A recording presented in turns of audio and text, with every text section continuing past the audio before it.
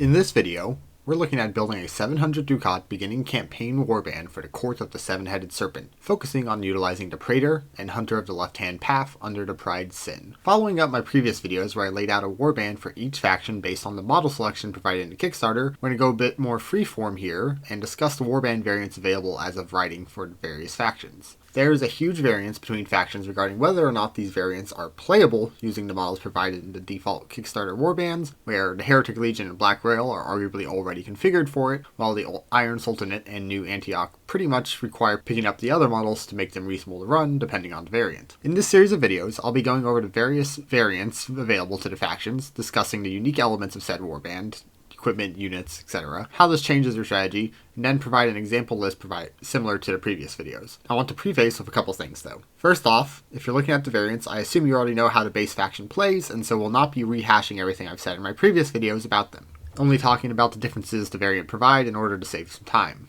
So, check out those earlier videos if need be. Second is that these lists aren't going to be as optimized as the standard list from a pure number standpoint, sacrificing some element of efficiency for the sake of playing into the variant's flavor. They'll still have some rationale behind them, but there's plenty of areas where I'll say grab one more of the unique unit or item over something that's marginally better. I figured this is fine since if you're playing these variants, you're likely more attracted to the flavor and trying to make use of the unique mechanics available. We're finally looking at the Hell faction that I've played the most, the Court of the Seven-Headed Serpent, abbreviated as the Court hereon. This faction is pretty heavily melee focused, with the only ranged specialist unit having more or less a completely fixed loadout and a relatively sparse armory. This faction definitely gives off the feeling that most of the units have a very locked-in equipment loadout, more so than most other factions. The diversity in this faction really comes down to the actual units you choose to make use of, and the spells you get access to from their respective sin. Today, we're looking at a warband featuring two units we haven't discussed yet, the Praetor and the Hunter of the Left-Hand Path, under a new sin in the form of Pride. The Court is a very elite-centric faction in the first place,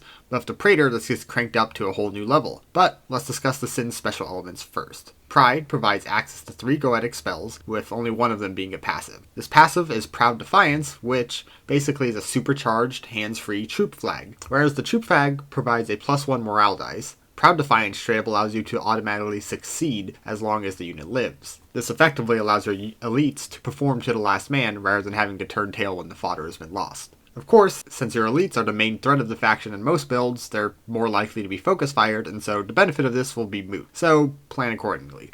Maybe put this on a ranged unit or less important elites than your main dude.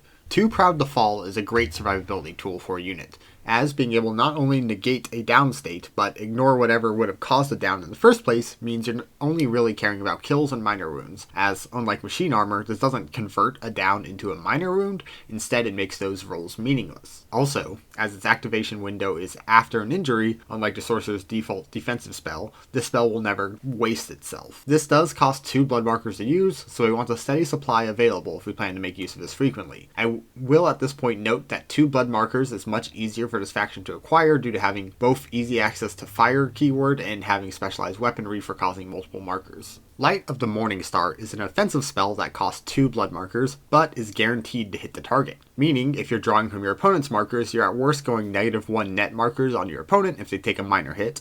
But it is important to keep in mind that this is not Warhammer or the like, where units have a health pool, so you shouldn't count pure markers as an end-all be-all evaluation, even neglecting other utility features. In Trench Crusade, the thing that matters is the kill, which requires an attack activation. This is why a submachine gun is so much more expensive than a grenade. Sure, both on paper can get you 2 blood markers, with the grenade in fact only needing 1 success to do so, but the second attack of the SMG allows for another chance at killing, which is the most impactful action by far. It providing another attack also gives you another window to use said blood markers, which is important as you can theoretically down a target and use a bloodbath, for example. Blood markers do not do anything at all unless you actually use them, so this is why having another attack activation opportunity is hugely valued, especially one guaranteed to hit anything within 24 inches, which is half the map. On top of this, most units, which is 32mm base and below, get pushed 1d6 inches away, which has a huge versatility options ranging from pushing targets behind elevated cover off ledges, which, is another opportunity for kills, to simply messing up carefully calculated charge and firing ranges that your opponent may have already committed to. It even works as a way to avoid attacks of opportunity by pushing melee targets away, freeing up ranged attacks. We will explore this a bit more when we get to the Praetor. Lastly, do not discount the fact that this can push a unit off an objective, denying crucial objective points for scenarios that calculate at the start of a new round. So, onto the Praetor then. This unit is an absolute monstrosity, both in appearance and stat. Standing on 50mm base, it is huge, yet has more mobility than nearly anything else in the game. 10-inch flying movement allows this monster to arrive pretty much anywhere on the battlefield it wants a full turn earlier, being able to take the most direct path and move faster than your typical agility unit that rests at 8-inch movement. Then we get to his stat line. +3 dice to both melee and ranged. This unit is insane, where even when firing at a target at long range behind cover, it still has over an 80% chance of hitting said target. Offhand melee is at +2 dice, which is better than most units' main hand attacks. Just an absolute monster of a unit, causing fear, possessing tough, and being strong with absolutely no equipment restrictions. The Praetor is simultaneously a leader unit and the big boss unit of this faction. Desecrated Saint is technically bigger, but far less versatile. He can do anything besides fit through doorways, so he gets all the equipment he could ever need even at our low cost threshold. He also has potential access to every spell your Sin grants, as many of them contain Sorcerer or Praetor only restriction, meaning that on top of his already unparalleled combat capabilities, he potentially will have extremely powerful passives or utility abilities accessible to him that can shift his preferred playstyle significantly between Sins. Generally, he is going to be who is focus fired down first though, as he is the obvious threat and consists of a large chunk of your Warband's value. He's too valuable though to hide in the backline the entire time, although he can still wreak havoc at range, so you really need to get your money's worth with him. He can equip very nasty weaponry and can quite feasibly take out 2 units a turn if equipped right, so you simply want to kill things as fast as possible and move on. Unless taking specific spells, he's not really any tougher than your standard unit leader despite his size, so do not fall into complacency and let him die early.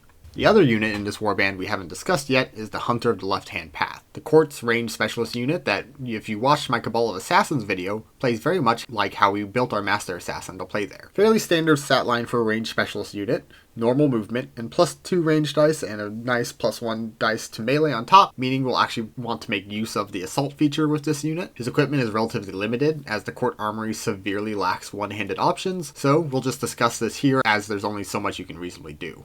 First off is his forced equipment of the Bow of Leith, an absolute monster of a weapon, and definitely the best one-handed ranged weapon in the game. At 24-inch range, it competes with full-fledged rifles, and it has the assault property, which is great for making use of his melee equipment. But the real threat comes down with its unique ability. You can choose one of 2 abilities every time you fire, meaning you can choose the most effective one for the relevant target. Option 1 is Ignoring Armor, a great option against things such as machine armor since it moves your chance of killing from less than 5% all the way up to 28% and over 5 times multiplication. The other option is adding a whopping +2 injury dice to the roll, giving you a 70% chance of killing an unarmored target. Let's take a look at the breakpoints for choosing one over the other. Obviously, if unarmored, one should always take the extra injury dice, but in general, something to consider is that we can always consume a blood marker to add an injury dice, but we can't do so to remove armor effects. So, if the armored target has any blood markers already, you should probably take the armor piercing effect anyways. But assuming no additional markers, let's take a look at the situation. Focusing on kills here, the math is different for downing, but killing is the most impactful standard thing that can happen to a unit, so it's the focus here. At armor value of 1, Armor Pierce gives you 28% chance of killing, whereas the +2 injury dice gives a 52%. Easy win there. With armor value of 2, we have the consistent 28% chance of killing for Armor Pen, while the +2 injury dice gives 33%. So again, a win for the bonus injury dice, but significantly closer. If there's a single blood marker consumed on the unit, the chance of killing with Armor Pen goes up to 52%, while the +2 injury dice, which is now +3 injury dice, goes up only to 43%. So, in that case, you're significantly better off taking the Armor Pen. Armor value of 3 is no contest, where Armor Pen stays consistent at 28%, while the +2 injury dice isn't even half of that at 13%. So, in summary, for armor values 0 to 1, always choose the bonus injury dice. For armor value 2, if fresh, then use the bonus injury dice. If already wounded at all, use the Armor Pen and consume the marker. Armor value of 3 is an easy, always use the Armor Pen. The Hunter has 3 different Goetic Spells available to him by default, all of them being quite powerful. First off is Shadow Walker, which costs 1 blood marker and allows you to retreat without taking an attack of opportunity. Useful for getting out of a sticky situation or letting you redo a bad assault into a charge. The second ability is the most iconic, where for 1 blood marker you can teleport from one piece of terrain to another as part of any movement action. While obviously very map layout dependent, this in my opinion is the strongest mobility skill in the game, as it doesn't even work off line of sight like many abilities, and it's tied to a unit with inherent devastating weaponry and stats. One can use this to get height advantages, get around cover, or even inside buildings instantly, completely throwing into disarray any positioning strategy your opponent may have laid out. The last ability is a much better version of the Sorcerer's defensive spell, where, for the relatively hefty cost of 3 blood markers, one can completely negate an event after the injury has been rolled, including secondary effects on the Hunter, albeit things like Blast will still affect other units. This is the best active survivability spell in the game, as there's no chance involved. You just choose to avoid killing blows, or if you're really bathing in excess markers, down attacks as well, after your opponent has lucked out enough to get the kill in the first place. This can be absolutely game-changing, as it effectively means your opponent has to kill your Hunter twice in one turn, without the benefit of having a down target, since unlike Tough, it doesn't downgrade the attack, it negates it. The last little cherry on top is Infiltrator, which, as I mentioned extensively in the Assassin video, isn't honestly the greatest ability, since there are a decent amount of scenarios where this keyword is literally useless. It's still nice though for having options for early rushdowns or objective control. Combined with teleportation and disengage spells, one can mitigate the situation of your lone Infiltrator being stranded in the opponent's spawn after its turn by simply leaving said danger zone. I lied. There's one more new unit of this faction, and it is the Lowly Wretched. These are a very interesting unit in this faction, more so than their counterparts in say the Trench Pilgrims or the Heretic Legion, and that's due to 2 things. One is that they are the only non-demonic unit in this faction, and the other is that Yoke Fiends can friendly fire. See, the issue of Goetic Spells is they can only use blood markers on non-demonic or Black Rail units, which overwhelmingly are going to be your opponent's models. But the Wretched allows you to basically have a blood bank, so to speak, that you can draw on for casting spells without having to effectively heal your opponent to do so. In fact, something we don't do here, but is theoretically possible, is having a front line composed of Wretches that you'll effectively keep healing via casting as many spells as possible with your backline units. More realistically though, these units are absolutely crucial in mirror matches and against the Black Rail, as you will not have any way of making use of one of your faction's main mechanics otherwise. Yoke Fiends being able to friendly fire and having access to the torture instrument means you can have it and a Wretch sit in the backline on a secure objective farming blood markers for your magically dependent units to use liberally. The torture instrument allows you to avoid killing the Wretched while also giving out 2 blood markers, which is enough for the majority of Goetic spells. One should note, their only ability is that if you kill an elite unit with them, they immediately leave your warband permanently, so try to avoid doing that unless absolutely necessary. On to the example warband. Obviously, we'll start with the Praetor, the face of this warband. We've equipped them with basically the best equipment we could give. For armor, we went with the Infernal Iron Armor for the impenetrable armor value of 2, which of course is quite valuable, especially against factions that have spent the extra ducats to bring armor-piercing equipmentry, such as the Trench Pilgrims' anti-tank hammers. He obviously gets to wield the Malebranche Sword, which is an absolutely devastating weapon as it rolls 3d6 as its base attack. This weapon kills unarmored targets 75% of the time, armor value of 1 gets killed 62% of the time, and reinforced armor 50% of the time, and even machine armor 37% of the time. And that's assuming with no blood markers in play at all. So, yeah, it makes sense to give this to the unit that will nearly always hit with it and can deliver it around the battlefield the fastest. In the offhand, he wields just a plain sword, as with the +2 melee dice, he still has a decent chance of critting with it, and it's a cheap extra attack that is likely to hit. We can upgrade this to a head taker later, but for now we're already going to be spending so much on the Praetor that we've got to at least save something else for the other units. For ranged weaponry, we've taken the Serpent Assault Gun, which is basically a weapon explicitly made for the Praetor. This gun is heavy, meaning only the Hell Knights or Praetor can freely wield it, but giving units with no range bonus dice a 50 ducat gun is a choice we can't afford at this price point. This gun has a whopping 36-inch range, meaning for the most part, if you can see a unit on the battlefield, you can take a shot at it. It allows you to take 2 attacks, not restricted to 1 target, which with the Praetor stats means very likely both are going off. And on top of that, it has the gas keyword, which if your opponent didn't spec for gas mask, up to 2 free bonus blood markers by the end of your shots. Very relevant though is that instead of just being a gas machine gun, this weapon has Assault, which enhances its deadly nature massively in the hands of our Praetor, as it means he'll very likely have at least 1 blood marker to work with for his charge attack, which increases our kill potential massively, as even one blood marker shoots our odds of killing a unit in machine armor up to 61% with the Malebranch sword. Basically, your opponent just has to be flat out very lucky to survive an attack sequence from the Praetor. We're not done yet though, as we still have Goetic Spells to talk about. We take Too Proud to Fall for the durability increase as discussed earlier. It allows us to more confidently throw our Praetor into the fray. Light of the Morning Star is the more interesting ability for the Praetor, as not only does the extra attack action give our Praetor a insane 5 attacks per turn, the push effect of this ability is even more useful on the Praetor, as it allows you to theoretically free yourself from melee, opening you up to use the assault gun and charge combo once again, instead of having to deal with whatever straggler unit your opponent may have intentionally left to lock you into melee and force you to use your Malebranch sword on it. Keeping targets out of optimal range is also a nice feature, since where if the Praetor's stats and the huge range on his gun, we don't really have to worry about range elements, whereas the opposition likely has to be much closer to get out of long range on their end. A helmet to negate shrapnels from the assumed human forces tops everything off. On to the Hunter of the Left-Hand Path. We've already discussed his bow and abilities, so all we have to do here is decide what melee weapon and armor, which we're going to model accurate here. Reinforced armor and the head taker are the obvious options. We're forbidden from taking the infernal iron armor, so this is the best we get. And the head taker is the faction's best one-handed melee weapon, obviously intended for use with the hunter. It provides a +2 to injury value on unactivated targets, negating the effects of reinforced armor and being extra deadly to less armored units. While circumstantial, when combined with the hunter's ability to more or less freely reposition around the map, you're usually moving him as one of your first units in a round, and you should be able to find some valid target for it somewhere within reach. +2 on injury value is quite significant, raising chance for killing unarmored targets up to 58% and downing them at 84%. If you have a blood marker to consume, the kill chance rockets up to 81%. Reinforced armor targets have the standard curve, and standardly armored targets will have a still significant 42% chance of dying and 73% chance of being down. I've given the Hunter a Crown of Hellfire, largely as a utility feature, since it more or less translates into a free use of the disengage skill if your target doesn't die from your melee attack, or maybe gives you just enough blood markers to make use of the attack negate spell.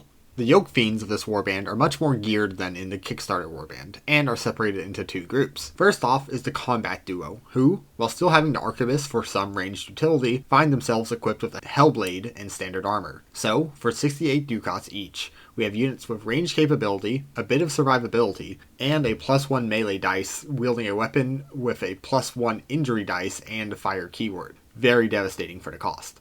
And this is all possible due to Hellblades not being heavy, and thus being freely viable for our lesser units to make use of, unlike, say, the Greatsword. The Hellblade is strictly better than the Greatsword, as for 3 more ducats we get the fire keyword, and more importantly, remove this heavy keyword. Being likely to hit with these weapons makes the Yoke Fiends actually a very significant threat to even your opponent's elite units. The downside, of course, is that Yoke Fiend's hateful trait makes them mostly useless for defending objectives, easy to kite if your opponent dedicates your brain space to it, and can easily lead to wasted turns. As a general rule, you never want to end your activation at 12 inches from an enemy unit, since that means on the following round you'll need to roll a maximum charge roll to even have a turn. So even though it can make you more vulnerable, not having a completely wasted turn next round is worth ending your turn, say, 9 inches away if possible. The other Yoke Fiend is paired with a Poor Wretched, whose sole purpose is to beat the living hell out of the Wretched with his torture instrument every round to fill your Goetic Spells. He has an Arquebus to be at least somewhat viable as a unit, but really the sad pair should be sitting in the back, ideally on a rear objective where the Yoke Fiend won't be forced to charge, and every turn should be spent generating blood markers, so he should go before your Praetor or Hunter if you don't have any available markers, in order to maximize their following turns. Each hit should generate 2 blood markers, which means you get to use one of the Praetor spells or a disengage teleport combo for the Hunter for free, rather than having to heal your opponent's models to do so. The Wretched himself is actually equipped with 2 weapons, a measly trench club just to have the option, but more interesting is the shotgun. At a natural -1 dice, your Wretched would only hit 1/3 of the time, with any other gun that he could wield. But the shotgun actually puts him at a flat 0, which, while not great, is at least more than likely to hit at 58%. It also plays around the Law of Hell trait, since the -1 injury dice makes it very unlikely he'll ever kill an elite unit equipped with reinforced armor, around 4%. But he's at least not completely useless this way. So in summary, we've got the Praetor sitting at a hefty 299 ducats, the Hunter of the Left-Hand Path at 185 ducats, 2 Hellblade-wielding Yoke Fiends at 68 ducats each, 1 Torturer Yoke Fiend at 46 ducats, and a Poor Wretched at 33 ducats, for a grand total of 699 ducats. This list absolutely relies on your elite units to be performing well, which is why we've given them extensive defensive options and a blood bank to power them. Don't discount the Hellblade Yoke Fiends though, they're quite capable of killing even well-armored elite units. This list does struggle a bit on season hold style scenarios due to wanting to make use of mobility of the elites and the Yoke Fiend's hateful feature, so be aware that your best option on these type of scenarios is to go full aggro on removing enemy units quickly. Let me know if there's a specific variant you'd like me to look at. Thanks for watching if you made it this far.